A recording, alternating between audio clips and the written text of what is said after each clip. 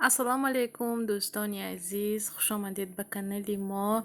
چون سلام که کردیم به شما سلامتی خواهان هستیم. دوستانی عزیز، کسانی که به کانال ما نو آبونه شدند خوش آمدید میگوییم. نوری دیده تاج سر. کسانی که آبونه بودند و تا حال با ما هستند، شما نیز خوش آمدید دوستانی عزیز.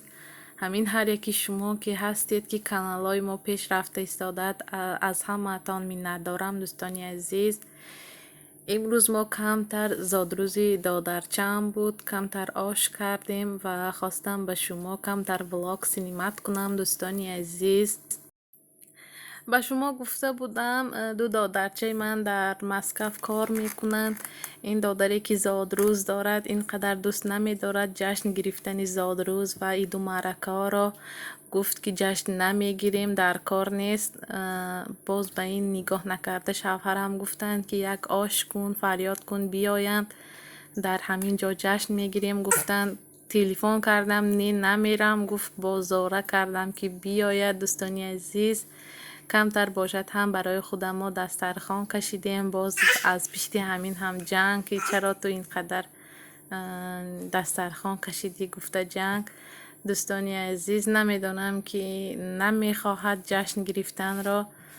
در تاجیکستان هم با زوری جشن میگیرید. با طریق نوار گفتنیم که زادروز مبارک دادر جان عزیز، الها 100 ساله شوی، همه وقت زنده و سربلند باشی. دوستانی عزیز، امروز من خواستم کمتر خواراست تیار کنم. همه شما رسپتش را میدانید دوستانی عزیز، حاجت به نشان دادن نیست. در خمیرش من 2 تا تخم و 1 استکان آب همراه کردم. شوهری من به نهایت دوست می‌دارند خواراست را، برای همین من تیز تیار میکنم. امروز یک نمود تیار کردم. این را در وقتی کودکیمان مادرم در تاجیکستان وقتی که بودیم مادرم تیار میکردن، با مزه میشد. گفتم امروز از همین تیار میکنم. مرحمت تا آخری نوار با ما باشید. امیدوارم که به شما معقول می شود. و راست کردم خمیر را، اکنون بریده ایستادم دوستانی عزیز. این خیلی خوب راست کردم.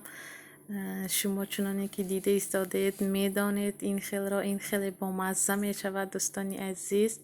حاضر در روغن پخته میگیریم. وقتی که آچم تیار میکردند در روغن میپختند و به بالای شکر میزدند. شما میتوانید شکر زنید یا میتوانید سیراب تیار کنید یا اینکه ساخر پودر تیار کنید. به نهایت با مزه می شود دوستانی عزیز. ما هم پخته گرفتیم. اکنون حاضر چونانی که گفتم شکر می پاشم رنگی خوارستی آچم بیاید.